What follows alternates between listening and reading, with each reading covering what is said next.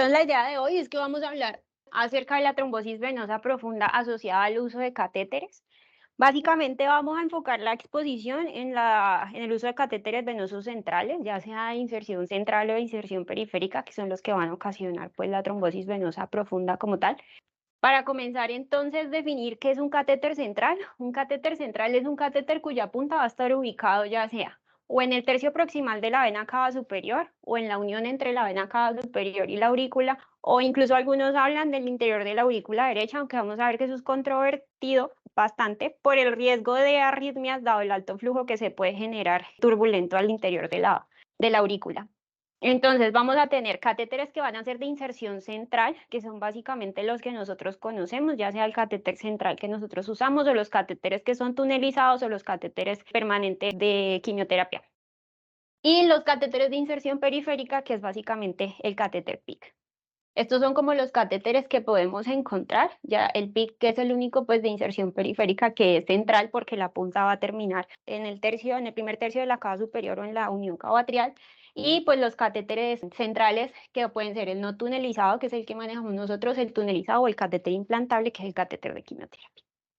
Y acá, pues digamos que las características principales de estos catéteres, tunelizado hace referencia a que la parte que no está dentro del vaso va a estar por debajo de la piel, lo que va a impedir que eso se pueda, que aumente el riesgo de infecciones. Por ejemplo, los catéteres permanentes de diálisis, no el Majorcar, sino el catéter permanente que ponen por intervencionismo, o los catéteres para aplicación de quimioterapia que van debajo de un bolsillo que se hace en la piel. Ahora sí, ¿qué sería entonces la trombosis venosa profunda? Pues básicamente va a ser la presencia de un coágulo de sangre que va a estar adherido a proteínas sanguíneas que van a rodear el catéter, y esto lo que va a hacer es que va a bloquear el flujo sanguíneo, va a disminuir el retorno venoso, y esto es lo que nos va a llevar a la aparición de los síntomas. ¿Por qué es importante la trombosis venosa profunda? Bueno, primero que todo, está reportado que hasta el 80% de los pacientes que ingresan a la unidad de cuidado intensivo o a los servicios de urgencias pudieran llegar a requerir en algún momento una vía central para el manejo, sobre todo pacientes críticos, pues que ingresan al servicio de urgencias o los pacientes en las unidades de cuidado intensivo.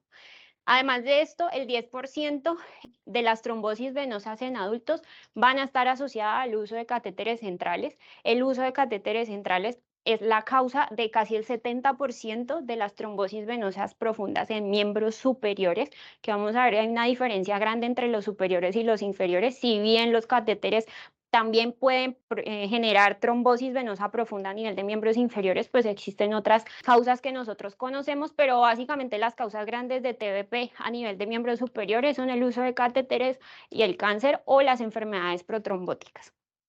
¿Que por qué se genera la trombosis venosa asociada al catéter? Entonces, se tiene una teoría que habla de que se activa como una vía de contacto, que es un mecanismo de defensa que tiene el cuerpo para las superficies que son extrañas al mismo. Y lo que va a hacer es que la superficie va a generar una respuesta que va a ser una respuesta inflamatoria, que va a tener activadores del complemento y a la misma vez activadores que van a terminar en activar la trombina, y eso va a promover la agregación plaquetaria y va a terminar en un coágulo que va a estar adherido inicialmente solo al catéter, pero se va a extender hacia el vaso. Esta teoría está más que todo demostrada de manera, pues como en vivo, pero en animales, y la razón por la que no se ha podido extrapolar del todo a los humanos era porque inicialmente los catéteres centrales se ponían con un flush de heparina, tratando de evitar que se presentaran esta presencia de trombos adheridos a los catéteres. Sin embargo, hay múltiples literaturas que hablan del uso de heparina como flush para prevenir la presencia de trombos en la colocación de los catéteres venosos. Este es uno de los estudios más grandes, es un metaanálisis que se publicó en el 2016 de Cochrane, pues, que lo que hizo fue coger 6 estudios, que son como los que más hablan de esto, con 1.400 pacientes más o menos, y lo que ellos hicieron fue dividir a los pacientes, dividir a los estudios entre los que tenían la comparación de la oclusión del catéter, comparaban el uso de heparinas no fraccionadas en dosis que iban podían ir de 5.000 a 10.000 unidades versus un flush de solución salina normal, que es lo que hacemos actualmente nosotros. Entonces ellos hicieron como varios análisis. Lo primero que analizaron fue los estudios en cuyo outcome primario iba a ser la oclusión del catéter, y Si bien había una tendencia de que había menor trombosis del catéter con el uso de las dosis de heparina profiláctica, en realidad no era estadísticamente significativo para decir que estaba por encima del uso de un flush de solución salina cuando se enfocaban en el paciente. Cuando utilizaban otros outcomes como la duración del catéter, ya fuera enfocados en el paciente o enfocados en el catéter, se dieron cuenta que en realidad no hay una diferencia significativa en el uso de flush de heparina versus el uso de flush de solución salina normal o pues cualquier que vayamos a utilizar para permeabilizar el catéter. De ahí entonces que salga la recomendación el uso de heparina en la mayoría de los catéteres, a excepción de los catéteres que utilizamos para hemodiálisis, pero las razones son distintas. Dentro de los factores de riesgo que van a predisponer a un paciente a hacer trombosis asociada al uso de estos catéteres venosos, van a haber factores que van a estar relacionados con el paciente, relacionados con el proceso de inserción y relacionados como tal con el catéter. Entonces, dentro de los relacionados con el catéter con el paciente está la edad. Se habla de que en los pacientes que están entre los 25 y los 30 años es casi alrededor de un 25 a 30% de probabilidades de hacer trombosis asociada a un catéter. Pero cuando se habla de pacientes que puedan estar por encima de los 65 a 70 años, eso se puede multiplicar hasta por 80. Entonces, se ha demostrado pues como una asociación exponencial entre la edad del paciente y el riesgo de desarrollar trombosis asociada a catéteres. Lo otro son pues enfermedades previas del paciente. Lógicamente los pacientes con enfermedades oncológicas tienen más riesgo de hacer trombosis por su misma condición protrombótica en presencia de un catéter venoso central. Otras enfermedades como las trombofilias, de las que más se reconocen son el síndrome de anticuerpo antifosfolípidos, que es hasta el causante de hasta 27% de los trombos asociados a catéteres venosos centrales. Y también me llama mucho la atención porque sí lo reportan en varias literaturas, los pacientes que tienen un grupo sanguíneo no O, porque son pacientes que expresan más el factor 8 y el factor de von Willebrand, que finalmente van a terminar promoviendo la aparición de trombos en estos pacientes. Dentro de los que son asociados a la inserción, está el sitio de inserción. Hay mucha controversia con esto, pero se repite constantemente en la literatura y hablan de que no solamente si es yugular, si es subclavio o si es un PIC. El PIC normalmente lo hablan aparte porque vamos a ver que el solo hecho de ser un PIC ya le condiciona mayor riesgo de hacer trombosis. Pero digamos que cuando hablan de la presencia del sitio de inserción y haciendo referencia a la subclavia, tiene mayor riesgo de hacer trombosis la vena subclavia que incluso la misma yugular. Y lo otro que también hablaban allí era el riesgo de hacer trombosis cuando la inserción se hace derecha versus izquierda. Hay mucha literatura que pues son estudios retrospectivos que habla de que la colocación de un catéter a nivel izquierdo puede promover más la aparición de trombos que la misma colocación al lado derecho, pero esto es controversial porque hay literatura que dice, no, eso no tiene, pues no hay una diferencia grande en cuanto a la lateralidad, más y en cuanto a la vena que se va a utilizar para la colocación del catéter. Otra cosa importante que hacían referencia era la relación entre el diámetro del catéter y el diámetro de la vena en la que se coloca. Y aquí hacen sobre todo referencia a los catéter PIC. ¿Por qué? Porque el catéter PIC, dependiendo pues del paciente también, puede ocluir casi entre un 40 y a un 60% del diámetro completo de la vena. Y eso va a promover más a la aparición de trombos que digamos un catéter central en una vena de mayor calibre. La localización del catéter, se hace énfasis importante en que el catéter debe quedar en alguno de estos tres sitios que les mencioné inicialmente, porque entre más grande sea el sitio donde queda el catéter, pues hay un flujo mayor que previene la aparición de trombos, pero también hacen referencia a que dejarlo en la aurícula pues puede promover la aparición de arritmias, por lo que estábamos hablando ahorita. El tipo de catéter, el catéter PIC, es uno de los que ha demostrado que tiene mayor incidencia de aparición de trombosis y digamos que hay estudios que hablan de si el catéter con válvula o sin válvulas, básicamente hay unos catéteres, sobre todo dentro de los PIC, que tienen una válvula que genera un flujo unidireccional que impide que al aspirarse se puedan generar trombos, pero en realidad los estudios que han comparado uno con el otro no demuestran que haya una diferencia significativa que determine cuál de los dos debemos usar. Estos son pues como, digamos, los riesgos de los que les acabo de hablar asociado a otros pues y qué tanto pueden incrementar o no la aparición de trombosis en los pacientes. Bueno, este es uno de los metaanálisis que hizo referencia a cuáles son los principales factores de riesgo que vamos a tener para para prever la aparición de trombosis asociada al uso de catéteres centrales. Ellos lo que hicieron fue sacar como los principales factores de riesgos y demostrarlos. Son alrededor de 12 estudios, 10 de ellos eran ensayos clínicos aleatorizados, en los que pues básicamente lo que se buscaba era ver la relación entre cuál era el factor que más se repetía en estos pacientes asociado pues a la aparición de estos trombos. El primero que ellos mencionan es que tenga una historia previa de una trombosis venosa, en el que se eleva el riesgo de hacer una trombosis nueva casi 4 veces por encima de una persona sana. Otras cosas de las que ellos mencionan son la correlación entre cáncer y la aparición de trombosis. Hablan de que es casi 1.7 veces mayor riesgo en los pacientes con neoplasias conocidas la aparición de trombos versus una persona sana. La infección versus la aparición de trombos es casi el doble de una persona que no tenga infección, pero lo curioso es que los pacientes en sepsis no aplican para esto, son infecciones solamente. Dentro de las explicaciones que dan la mayoría de la literatura de por qué la sepsis no va a producir la aparición de trombos, pero las infecciones sí, es por la misma coagulopatía generada por la sepsis y el consumo plaquetario secundario, que pues no va a promover la aparición de trombos. Otra de las cosas es el sitio de inserción, y este lo traje por lo que les comentaba anteriormente. En realidad no hay una diferencia estadísticamente significativa que me hable de que colocarlo a la izquierda o a la derecha vaya a aumentar el riesgo de hacer trombosis venosa en estos pacientes. Pero lo que sí es el número de lúmenes que tenga el catéter. Eso sí puede aumentar hasta 3 veces el riesgo de hacer una trombosis venosa en un paciente. Este es otro que habla más de los pacientes que tienen cáncer. ¿Cuáles van a ser los factores de riesgo? Pues porque es uno de los pacientes que más indicación tiene de uso de catéteres centrales. De entrada, el catéter PIC, por lo que hablábamos previamente. Acá es donde hace referencia más que todo a la colocación en la vena subclavia, que está por encima de las otras venas. Incluso hablaban de la vena femoral en relación a que obviamente pues la TBP se va a producir por catéteres en la vena femoral, pero de los miembros superiores, la más complicada va a ser la que más promueve la aparición de trombosis, va a ser la vena subclavia. Si tiene o no historia previa, obviamente, de trombosis, que también va a aumentar el riesgo, y la ubicación de la punta del catéter, que era lo que hablábamos previamente, si queda por fuera de una de estas tres estructuras, también se ve aumentado el riesgo.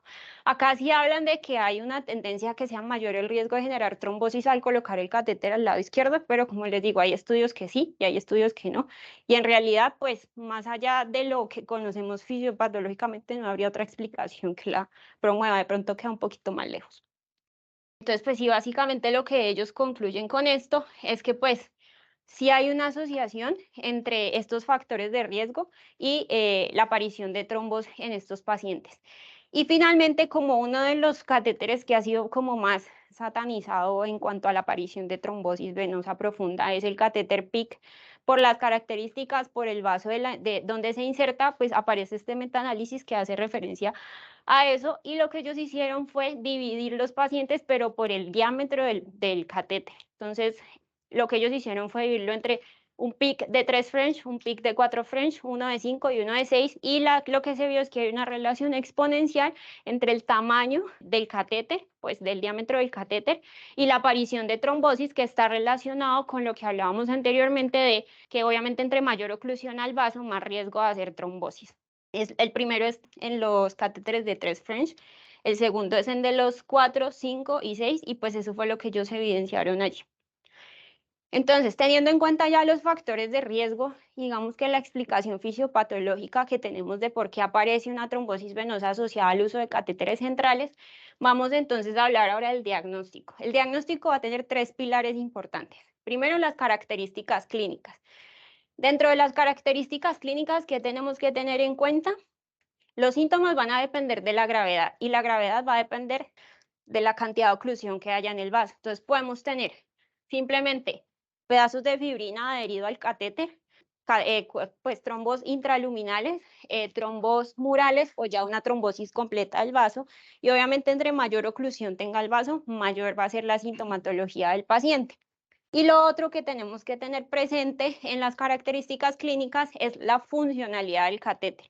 Vamos a ver ahorita que hasta un 10% de los pacientes pueden ser asintomáticos, incluso un poco más, son la mayoría de estos pacientes. Y la primera evidencia de que puede haber una trombosis va a ser la funcionalidad del catéter. Entonces tenemos que ver si hay una oclusión parcial, que la oclusión parcial la vamos a definir como que cuando yo aspiro, el catéter no hace retorno, pero cuando yo infundo, el catéter permite pasar el fluido. Eso es una oclusión parcial. Cuando hablamos de una oclusión completa, es que no se pueden hacer ninguna de las dos cosas. Y eso hablaría pues de que el tamaño del trombo va a ser mayor. Como les decía, la mayoría de los pacientes son asintomáticos, dependiendo del sitio de inserción y de la vena que esté comprometida, lógicamente la sintomatología va a ser menor o mayor. Los catéteres de inserción periférica, como el catéter PIC, la mayoría de las características clínicas iniciales se pueden dar como la aparición de una flebitis, en donde vamos a tener pues edema local con un dolor en el sitio, en el trayecto de la vena. Y de las cosas más importantes es que esta inflamación, como se debe a una inflamación de las paredes internas de la vena y una disrupción pues allí del endotelio, puede promover la aparición de infecciones. Entonces, por eso debería pues empezarse el manejo desde que se ve solamente los cambios inflamatorios como edema y dolor, para prevenir que aparezcan otros asociados a infecciones. Otros van a ser el edema, que va a estar acompañado pues de dolor a nivel del territorio del vaso.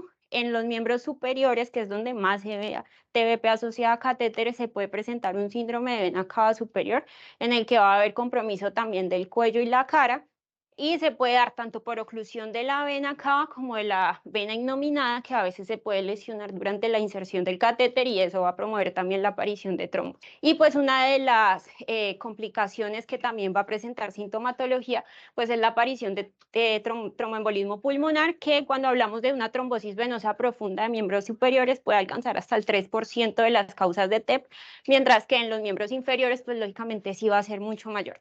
Dentro de esto también vamos a tener escalas de riesgo. Digamos que hay dos tipos de escalas que vamos a ver. La escala que ven hacia el lado derecho es una escala que está diseñada para los pacientes que tienen catéter PIC, ¿listo? Que son catéteres de inserción periférica. Se llama la escala de Michigan, y lo que va a hacer es tener en cuenta estas 5 variables que van a dar un punto, y de acuerdo al punto eso va a depender la clasificación, que puede ser clase 1, 2, 3 o 4, y dependiendo de la clasificación está el riesgo de que estos pacientes puedan estar cursando con estas manifestaciones, y después de haber hecho pues el interrogatorio que tenga factores de riesgo, de estar cursando con una trombosis venosa profunda de miembros superiores. Esta que ustedes ven acá, que es la de Constance, digamos que en la trombosis venosa profunda de miembros inferiores, pues esto está muy bien estudiado, tenemos la escala de Wells, y pues la mayoría de los estudios están enfocados a la aparición de trombosis venosa profunda de miembros inferiores porque es la más común. Pero no existía una escala que estuviera validada para trombosis venosa de miembros superiores. Esta escala fue validada por una serie de cohortes que abarcaron casi 2.000 pacientes, en los que se determinó que estaba la presencia de estas características en la mayoría de los pacientes que presentaron TBP de miembros superiores. Y si bien no hace diagnóstico de trombosis venosa profunda, sí puede enfocarnos para definir qué pacientes deberían tener una imagen, porque tienen una alta sospecha de hacer una trombosis venosa profunda de miembros superiores. Otra cosa que hablaban del diagnóstico es el dímero D. Vamos a ver que para diagnóstico y tratamiento la mayoría de las cosas son extrapoladas del manejo de la trombosis venosa profunda de miembros inferiores, en la que no hice mucho énfasis porque ya la conocemos, tanto el diagnóstico como el manejo. Ahora digamos que lo más importante es conocer la que no se conoce bien. Entonces el dímero D también es un estudio que fue extrapolado de los pacientes que hacen TBP en miembros inferiores, en la que pues tiene en la que se mide la probabilidad pretest de que este paciente vaya o no a presentar una trombosis asociada.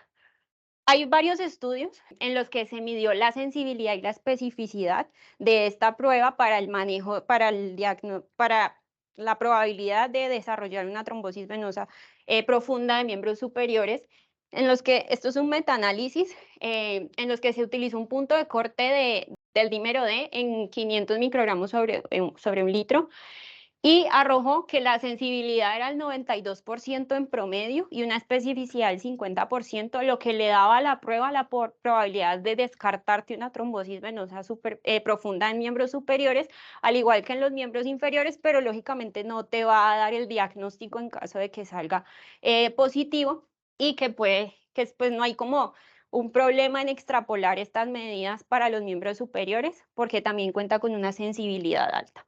Este es el estudio del que les estoy hablando. Básicamente lo que ellos vieron es que al punto de corte donde la sensibilidad y la especificidad son más altas, se contaba con una especificidad que estaba cercana al 60%, 60-70%, con una sensibilidad que era muy cercana al 100%. Entonces, de aquí, pues, que se pudiera adoptar el uso del dímero D para descartar los pacientes que no están cursando con una trombosis venosa profunda. Otras de los pilares, pues, del diagnóstico son las imágenes diagnósticas. Entonces, de entrada tenemos la ecografía. La ecografía puede ser una ecografía por compresión, como el CUS que nosotros hacemos, que en las extremidades superiores es un poco más difícil porque las venas pues, de la parte de arriba son más difíciles de comprimir, en especial la subclavia, aunque hablan de que la facilidad mejora a medida que me estoy acercando a la línea media. Puede ser ecografía Doppler color sola o una combinación entre un Doppler color y una ecografía por compresión.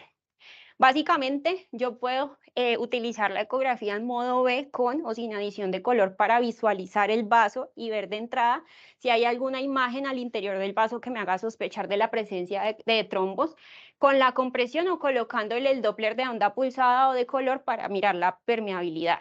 Cuando yo utilizo la ecografía con compresión, lo que yo determino es la presencia o ausencia de compresibilidad de la vena y de pues, imágenes ecogénicas que hayan al interior de la luz.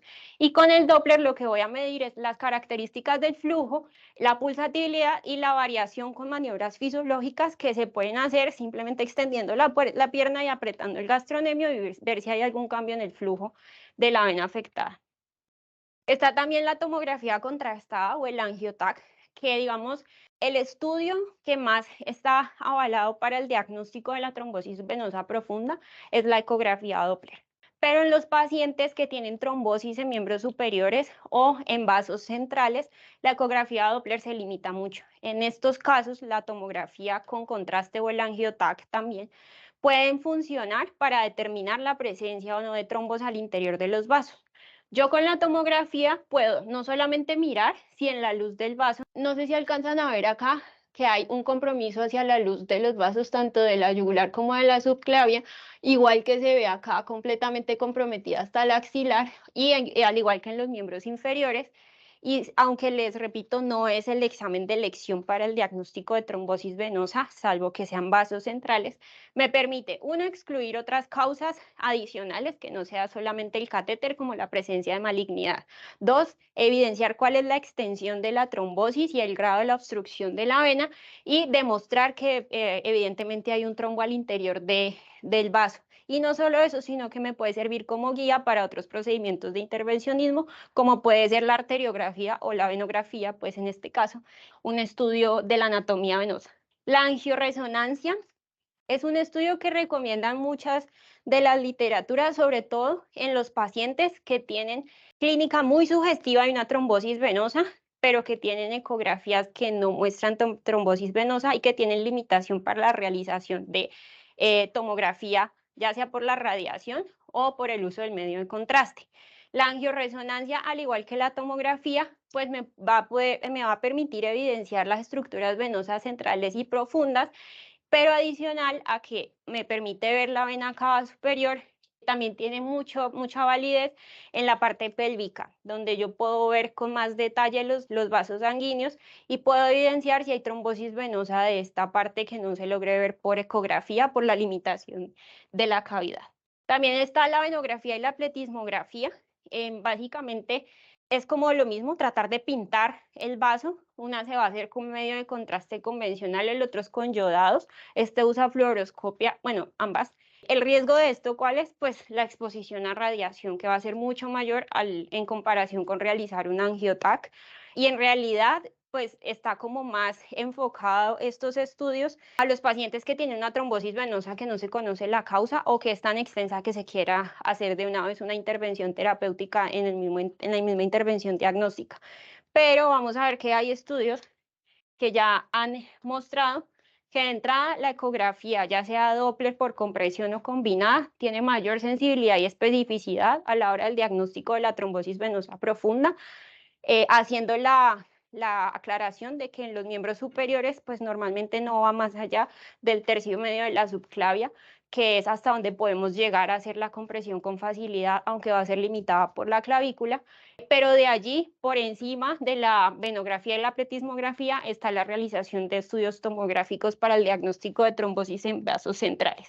Esto es como un algoritmo de diagnóstico que nos dan para enfocarnos en qué debemos hacer en los pacientes de acuerdo a las características que vimos previamente, y ellos le dan mucha validez a la clínica, a los factores de riesgo y a clasificar cuál es el riesgo del paciente de hacer una trombosis venosa y de allí determinar cuál va a ser el estudio.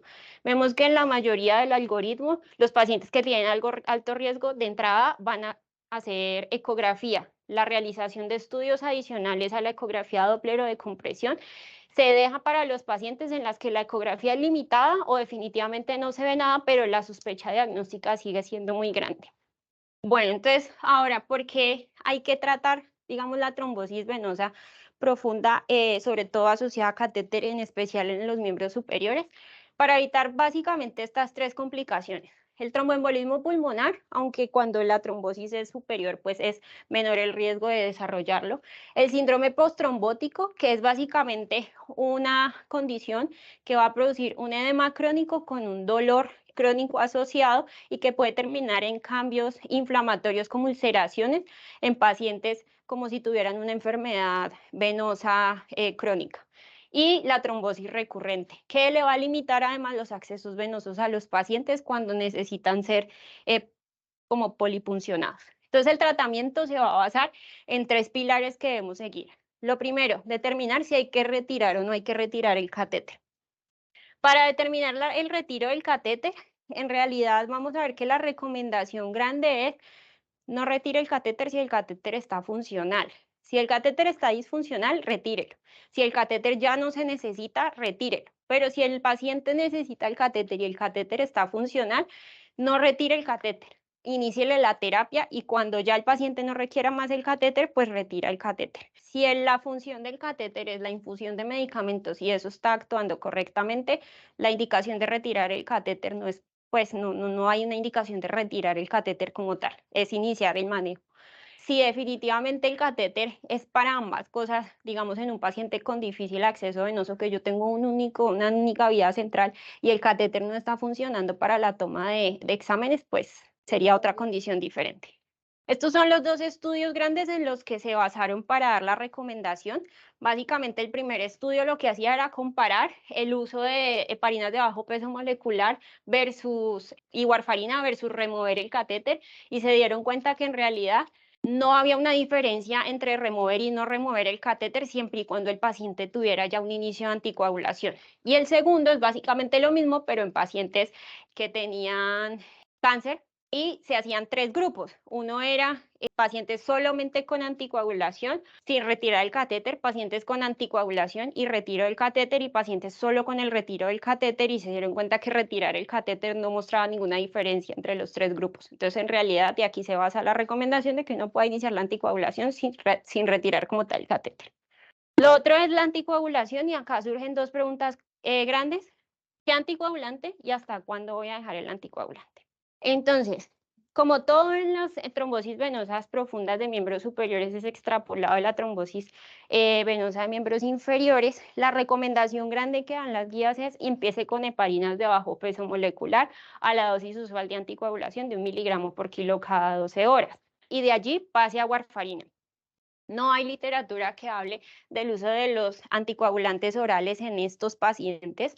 Lo que nosotros tenemos es extrapolado de este estudio que fue realizado, pero en pacientes que tenían un central de inserción periférica, en el que, pues lógicamente, por lo que vimos, la fisiopatología es un poquito diferente, pero es lo único que hay de literatura acerca de la trombosis en la parte superior. Y Mostraron que el uso de rivaroxaban no era inferior al uso de la warfarina o de las heparinas de bajo peso molecular y tampoco aumentaba el riesgo de sangrado en estos pacientes. De allí que entonces se pudiera concluir que al menos este anticoagulante pudiera ser una opción de manejo diferente a la warfarina en estos pacientes o a la enoxaparina, cuando no hay otra causa que pueda explicar la trombosis como una neoplasia, porque pues eso ya condiciona un tratamiento diferente, o una trombofilia que también condiciona otro tratamiento. Lo otro es que la mayoría de los estudios de los anticoagulantes orales como criterios de exclusión tienen la trombosis venosa de vasos centrales o de miembros superiores, entonces es más difícil encontrar pues una literatura que abarque la recomendación de esto. Y la recomendación inicial de la guía es: deje la anticoagulación por 3 meses inicialmente, cuando se determine que la causa de la trombosis fue secundaria al uso del catéter, porque como les decía anteriormente, si hay otra condición que pueda explicar también la trombosis, pues la anticoagulación se va a dar de acuerdo a la otra condición y no al catéter. Hay otra recomendación que también habla de deje la anticoagulación hasta 6 semanas después de haber retirado el catéter, pero pues digamos que la inicial y la grande, y a la que se pegan la mayoría de los artículos, por lo menos los que revisé, es 3 meses después de la trombosis. Y por último hablaban de trombolisis. En cuanto a la trombolisis, primero no hay evidencia que pueda demostrar que la trombolisis va a funcionar en estos pacientes. La poca literatura que existe al respecto habla de 2 tipos de trombolisis, una que se puede hacer irrigando con el trombolítico directamente el catéter para tratar de disolver el trombo que está adherido al catéter, y la otra sistémica. La evidencia que hay inicialmente eran estudios extrapolados de trombosis venosa de miembros inferiores y de trombosis venosa asociada a catéteres de inserción periférica, pero eran cortes muy pequeñas. La más grande tiene 20 pacientes solamente y se usaba uroquinasa para el manejo trombolítico de estos pacientes. En realidad demostró que no había un riesgo mayor, salvo que el paciente per se tuviera alguna condición que lo predisponga a sangrar, y que en realidad sí podía haber un beneficio en cuanto al disolver el coágulo, pues para prevenir las complicaciones que vimos anteriormente. Cuando entró en desuso la uroquinasa, se intentó extrapolar entonces el manejo con RTPA para la trombolisis de estos pacientes, pero también es evidencia que está enfocada al uso de trombolisis en pacientes con trombos en miembros inferiores o con trombosis venosa de la parte inferior.